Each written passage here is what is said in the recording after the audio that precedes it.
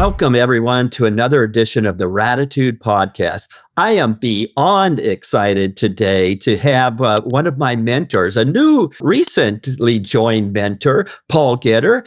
He is teaching me how to become a better speaker, how to change my voice to influence, income, and impact, not in that order.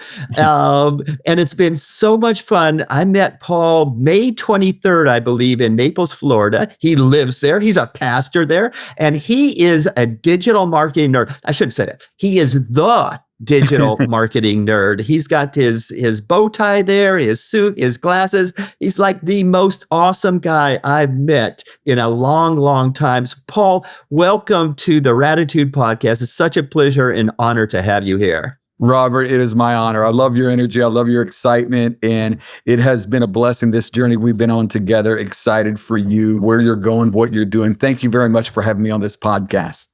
Oh, and I'm so honored to have you here. You know, one of the things or the way I met Paul is that I saw a little ad on Facebook that kept on coming over and over again. It said something about learn to become a great speaker.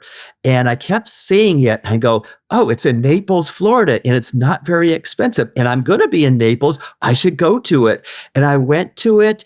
And before I knew it, I was just a fan, a raving fan of your process of Speakpreneur. So tell us a little bit about Speakpreneur. First of all, again, thank you very much, Robert, for having me on the podcast. Speakpreneur, our mission is to help entrepreneurs transform their voice for impact, influence, and income. I believe that speaking or communication is one of the most valuable assets an entrepreneur can invest in. A lot of times it's not always the best person that wins, but it's the individual that knows how to communicate what they're doing the best.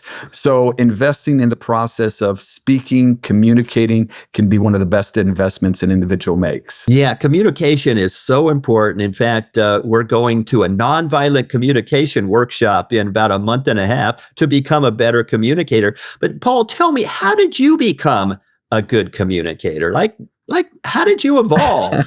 I actually have a book, Speakpreneur, and I talk about this when I first started speaking.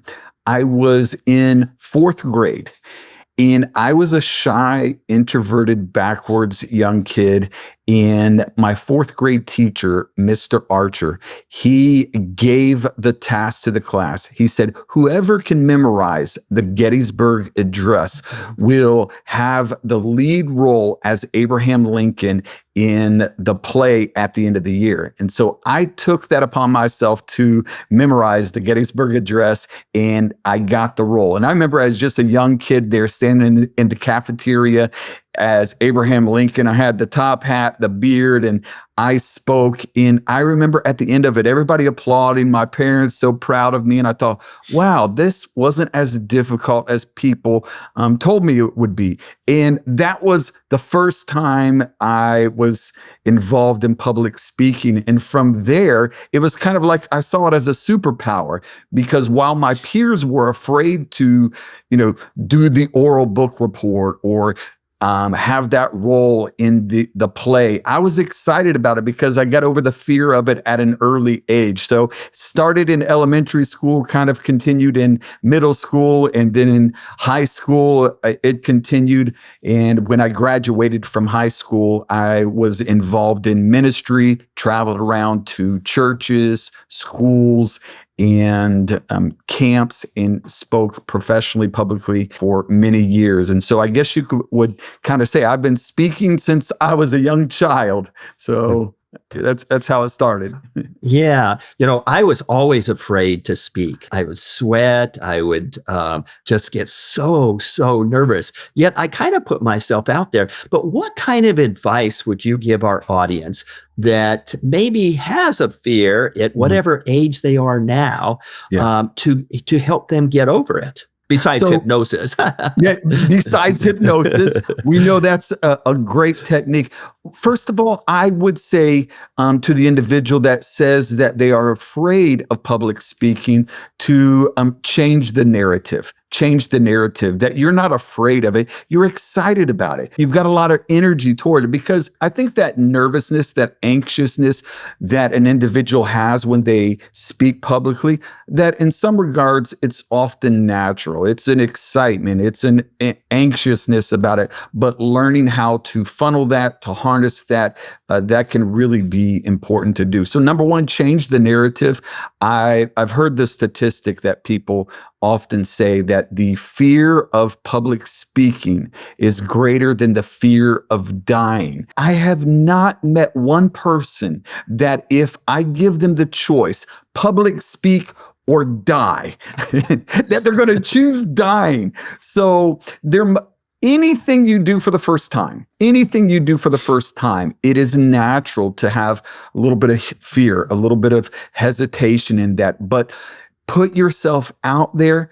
Take every opportunity you can to speak publicly, and that initial very strong fear, it diminishes over time. It's so true. I want to go back to your childhood, because I'm guessing that just kind of looking at you, you were probably born with a silver spoon and you had it really easy. You went to this school. They just let you be Abraham Lincoln in this play. And you have some really funny stories about your childhood and growing up in the posh Naples. Share with our audience a little bit about that. Yeah, so a lot of times when I tell people I grew up in Naples, Florida, there's more millionaires per capita than any other city in the United States. One of the most expensive houses on the market right now, $350 million, is found in Naples, Florida. Well, that's not the Naples, Florida I grew up in. I grew up in the worst neighborhood of Naples, Florida. It was a low-income, government-subsidized housing, a lot of crime, a lot of drugs. I joke around about it. My dad, he was actually an entrepreneur. He was an agricultural entrepreneur. And that was before it was legal. I was probably about 10 or 11 years old. My dad was in the backyard kind of trimming and watering some plants. And out of curiosity, I went out there and I was like, hanging over his shoulder. I'm like, Dad, what are you doing? And he shrugs me off and he says, son, stay away from this. It's poison ivy. And I remember as a 10-year-old kid thinking like, why is Dad watering the poison ivy? Well, I later realized it was a different type of weed. So to simplify it, my dad was a drug dealer. My mother was an alcoholic. I grew up in a home that was the surroundings that was normal. And so no, I grew up in a great city, but my home was not in the best neighborhood. And the success and where I am today, it was a result of many amazing individuals and hard work and persistence. Yeah. So when you say many individuals and hard work and persistent, who is the big influences in your life? Man, so it's interesting. A lot of times I would think about this question and I would say, okay, I had a pastor in my life, a youth pastor that was very influential. I had, my dad actually, he passed away about 25 years ago, but I look at that and the influence that he had in my life, although he did some things early on that were wrong and not legal and stuff. He did instill within me values and principles, and he actually was the one who started taking me to church. But I was recently thinking about this. The most influential person in my life was a young lady that I met when I was about 14 years old. And that now is my wife. Mm-hmm. And so it's, when you meet a good person, funny thing, I get a lot of compliments about how I dress and my style, and it's part of my brand and my persona. But when we met, it was, there was no style. You were wearing a bow tie back then at 14? I was not wearing a bow tie. No. I was a mess. So she found the best in me and brought it out. And, I think that's a beautiful thing. We've been married now over 30 years. And congratulations. So that's been the greatest influence person in my life. So Paul, yesterday you had a beautiful post about how you became the digital marketing nerd. Kind of take us back to the beginning when it first started. I think it's a fascinating story. Yeah, it's so funny because it was one of those memories that just kind of like popped up. I'm like, wow, I bet that played a role in my journey of where I am today. So I was probably about 10 or 11 years old, and my mother bought one of these old computers from Radio Shack. I still remember the model. It was a Tandy 1000EX from Radio Shack. And the interesting thing about this is if it had little things on it, nothing like today's modern computers, but it had like you could play a couple games, you could play some little music on it and some little business apps. But what you would have to do is you'd have to open up the program book, program it, and then normally what you would do is you would save that onto a floppy disk.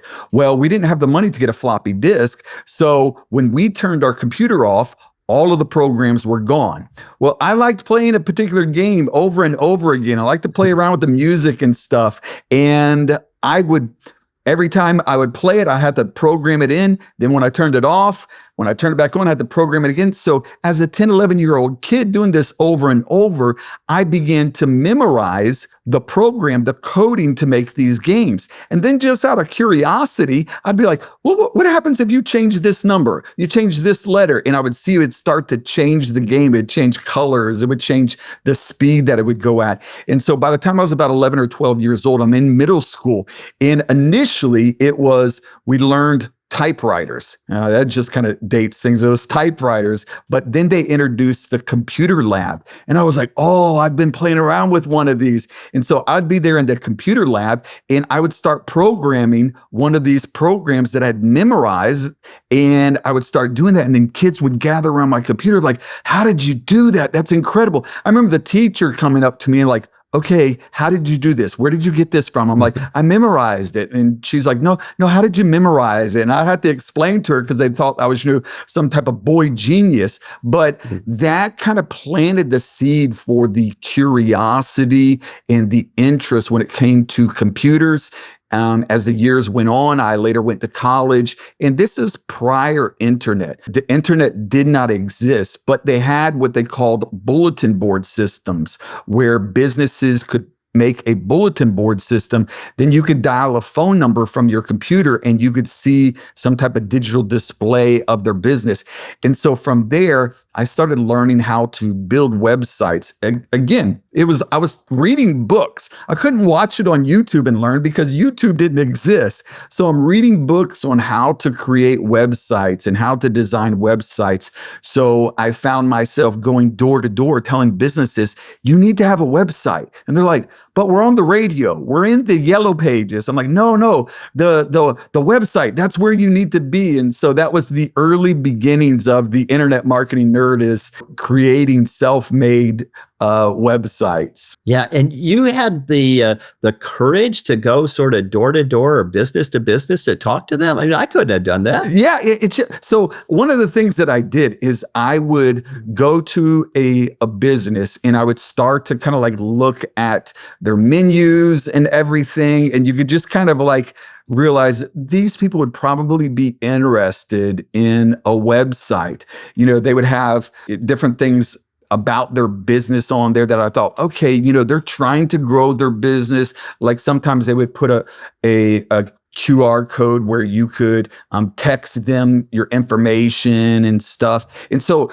I would go in there as if I was a customer. I'd buy some food. And then before I'd leave, I was like, is the manager or someone here? Just, got an idea for them. And then I would talk to the manager. And every once in a while, you would have someone that would say, yeah, I'm interested in it. And that's how I started building websites for businesses. So you're a natural born marketer is what I'm hearing. Yeah, I think so. Yeah. And I know that you progressed over time. And now we have this new thing, AI, artificial intelligence, that everyone's getting into, including me. And I know that you are too. What advice would you give people? Just like a normal person, like the kids that were looking over your shoulder when you were 10 or 11 and in the brand new computer lab. Yeah. What would you tell those people? Just watch the nerd guy do it or get involved? Well, I would say this.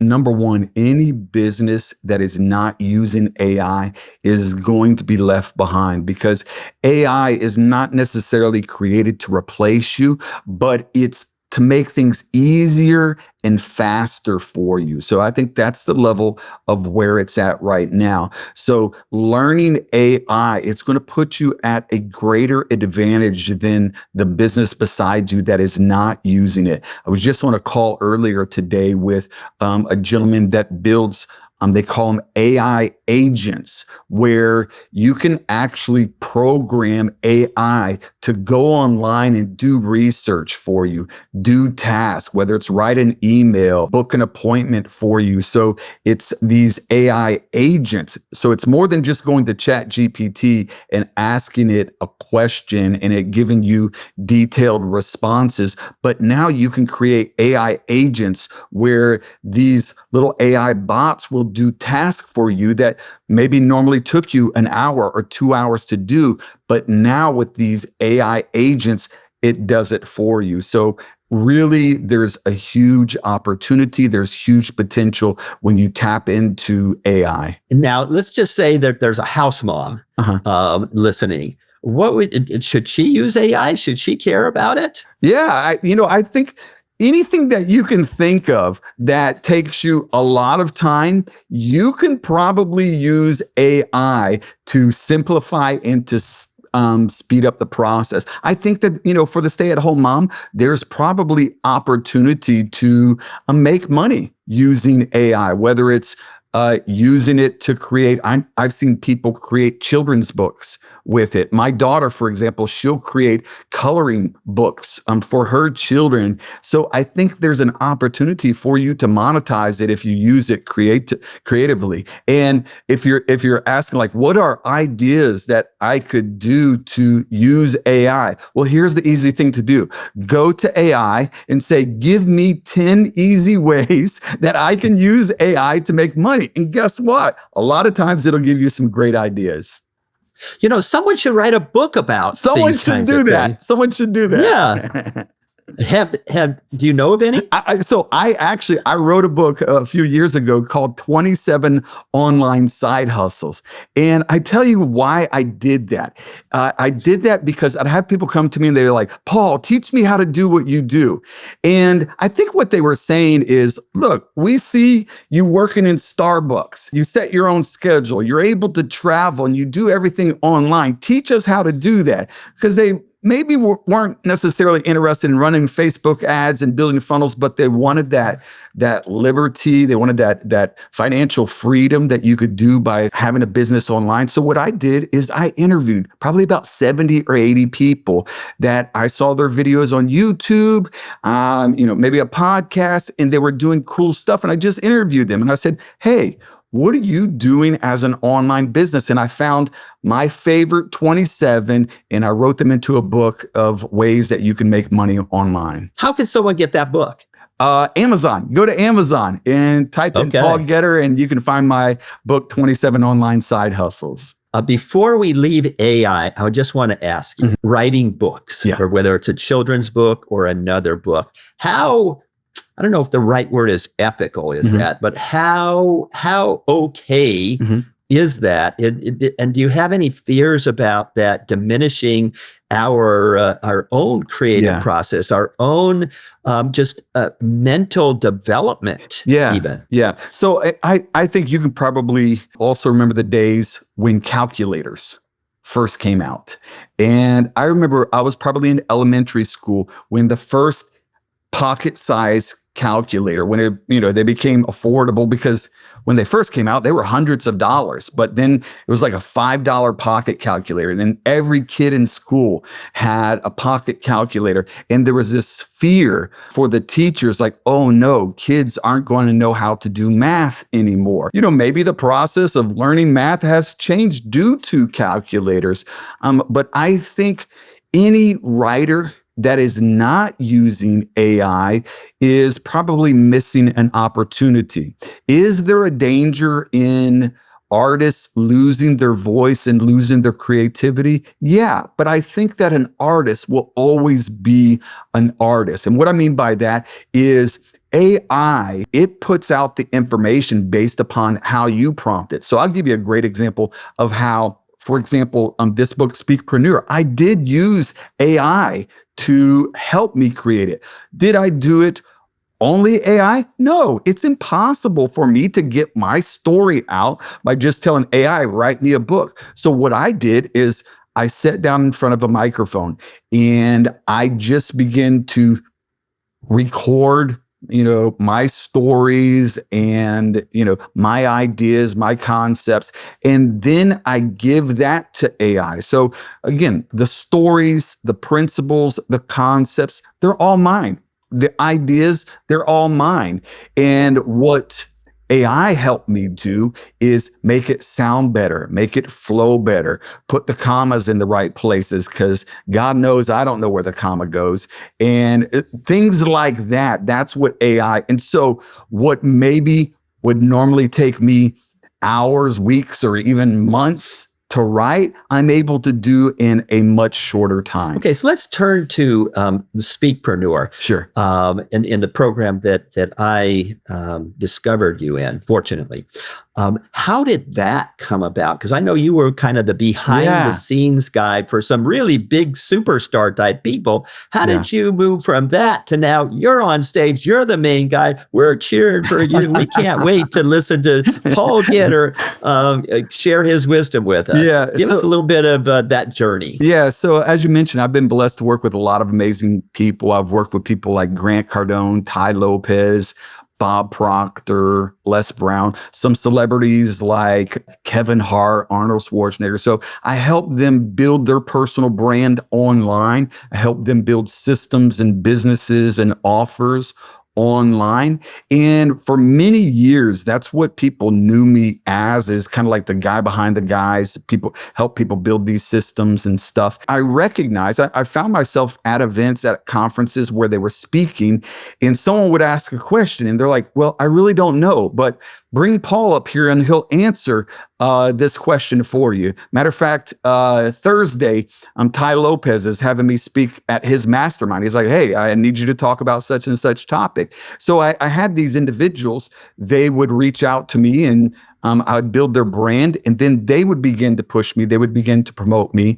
And I found myself initially wanting to be the behind the scene guy, but then the people that I'm working for, they would pull me out from behind the curtain. They're like, hey, teach this. So I found myself realizing, hey, if these strategies, if these techniques have worked for all of these individuals, I really should invest in doing that for myself too. So I started doing it for myself. Now, when it came to the Speakpreneur, that was a little bit different because it was more than just building your personal brand. It was more than just funnels and Facebook ads, but this is about speaking. This is about doing your own event. It's things like that. And I think it came really out of a passion. I'll explain it this way. I'd have people come to me. I would speak at events and stuff. And as I mentioned before, I've been speaking since I was a child and maybe a greater level in my teenage years and when I went off to college.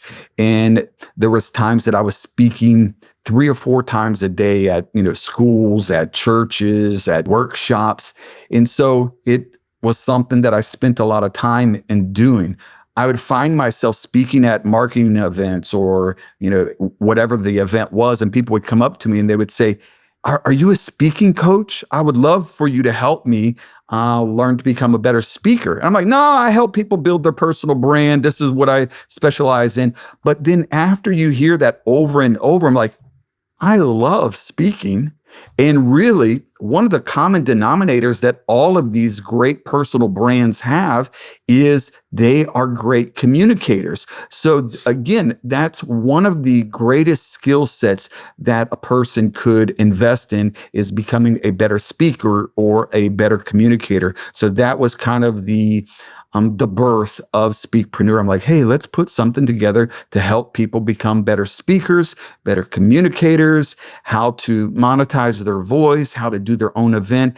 And it's been an exciting, fun journey. Yeah, and you have these events about twice a month now. Twice a month, yeah. Yeah, I mean, we're going to see you in San Antonio in about a week and a half, and then Naples, then I think Houston, then Los Angeles. So you've given us the opportunity to speak at your Speakpreneur event. So it's not just Paul Getter there. So what's your strategy around that? Because I know that I think this will be our fifth or sixth or maybe even seventh time, and I could just feel like I'm becoming a better speaker from the first time, or you gave me 5 minutes. Yeah. Well, so that is one of the best ways to grow as a speaker is speak.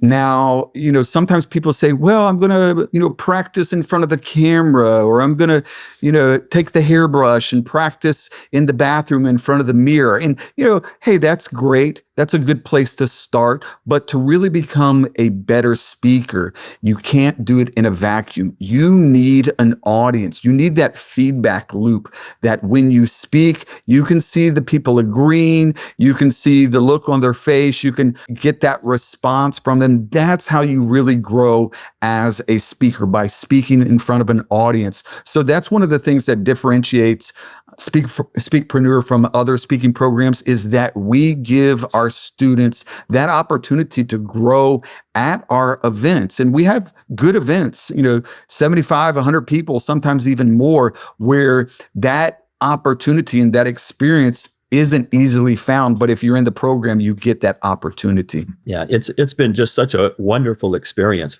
Now, I think almost all my friends from the Tony Robbins world, from the Joe Dispenza world, literally everyone has written a book, and it's a passion project. Yeah. They have written sort of their life story with things from the heart, and they might have spent a year or 2 or 5 years or 10 years or 20 years, but everyone's got a book, and they're all wanting to get a literary agent and get a book deal and sell millions of copies. And I don't know anyone that's really doing that, because there's just so many of those. And I've been trying to sell or tell some of the people that there might be a different way to do that, where you can even give away your book and have a bigger impact on people. So you have a process, BFT process. Right. Would you mind sharing that with our audience, specifically to the people that think that they're going to make some big money by selling their book, that there might be another way to do this? So here's the thing. I would never want to discourage someone's dream of being, bestseller, selling millions of books and stuff. But it's like the kid that's playing basketball saying, I'm going to play in the NBA. I have coaching students of mine that have had book deals from, major publishers. And really, if you sell your book for $10, you probably are only going to make $1 after the publisher gets their part. So you have to sell 1 million books to make $1 million. So the task is very daunting, and it's very rare. Less than 1% actually make a significant income selling their book. And what we do is we actually give our books away. We use them as a lead generation tool. For example, create a book. And here's another startling statistic: is most people that buy a book, they probably read 20% of it.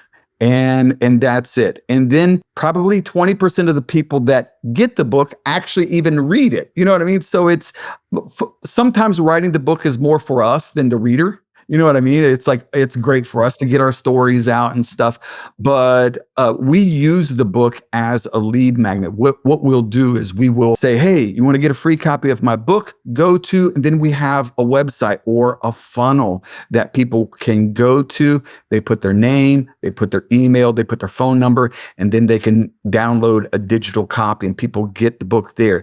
But from that, we understand that the name, the email, and the phone number can actually be a valuable asset for us. That if we have a coaching program, if we have an offer, if we have an event, that we can contact these people and we can market to them our other products and our services. So instead of, trying to sell 1 million books, we might have an offer that sells for $5,000 or $10,000 or even $100,000, that we're selling that. and we're using the book as a lead magnet. So it's a lot easier to sell courses and coaching programs and offers than it is selling one book at a time. So are you tricking people into it? No, we're actually giving people this book for free. So we're like, hey, you want a copy? And this is what I suggest to do is like you get a book, publish, and you have copies of it. And let's say you're speaking at an event and you take about 10 copies of your book, give it away, and you say, hey, I wish I would have brought a copy for everybody, but if you want a copy of my book, you can scan the QR code on the screen and you can get a copy. And there is an exchange. Hey, I'm going to give you a copy of my book, but in exchange, you're giving me your name, your email, your phone number, and you are giving me the opportunity to market you. And a lot of times people, when they get your book, they want to know more about you. They want to know more about your products, your services. They want to know more about you as a coach. So this is just an easy way to bridge that gap between, hey, I have a book, but I also have other products and services that you may be interested in too. Now you use the phrase, selling is helping. Yeah. Tell us a little bit about that. What do you mean? Yeah. So here's the thing is, unfortunately, I think sometimes coaches, entrepreneurs, they have this negative stigma to selling. Like selling is a bad word. And, when you say salesman, it's like, oh, salesman. And there's this negative perception that you have about a salesperson. What I believe, first of all, selling is helping. Every good thing that you have, whether it's the car you drive, we just bought a new car, love it. When I see the salesman goes to my gym. When I see him, I'm going to tell him, thank you very much for selling us that car. I like it. I'm glad he sold me that. The house that we live in, we're thankful that someone sold us this house. And even if you're married, if you're together with someone, chances are you were sold a little bit. You were persuaded to get to know that person a little bit more. So selling is helping. What I believe is wrong is selling something bad. Selling something under false pretenses, selling something that isn't real. That's bad. And that's where people have a negative connotation to selling. But if you really have something that can help people, that can change people's life, that can make a difference, like what you do, you can change people's life. You can change people's mind. You can change the way they think, their perception, everything like that.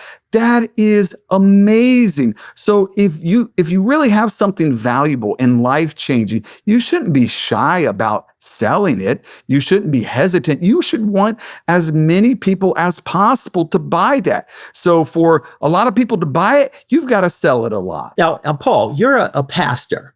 And, first, when I first met you, you're a pastor, which gives you great respect and integrity and trust. Yet you're this businessman too. How do you marry those two in your mind? Yeah, that's a great question. I'll be honest with you. When I first was involved in business, I'm a volunteer pastor. We started a church about 15 years ago. We don't take a salary. It's all this past Easter. We had about 500 people in attendance. We have services in English, Spanish, and Creole. It's a blessing. I love to do that. It's a mission. It's a calling in my life.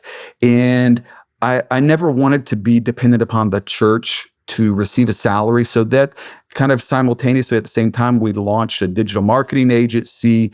And there was this hesitancy of mixing business and ministry together because I thought, maybe people don't want to work with me because they find out I'm a pastor and they might think I want to be preaching to them all the time, or maybe they have different beliefs and they would be hesitant about working with me because of their different theological or faith beliefs. So I was hesitant and I compartmentalized faith and business. I thought, faith is sacred and, business is it is secular. And so I kind of kept them apart. But then I realized who I am, my faith and my relationship with God, that's who I am. And I don't want to have to walk around on eggshells about my faith when I'm working with people. And if I say, I'm going to church, they're like, oh man, this guy's a churchgoer. Or if I say, God bless you, or, just being me and who I am, that would somehow be offensive to people.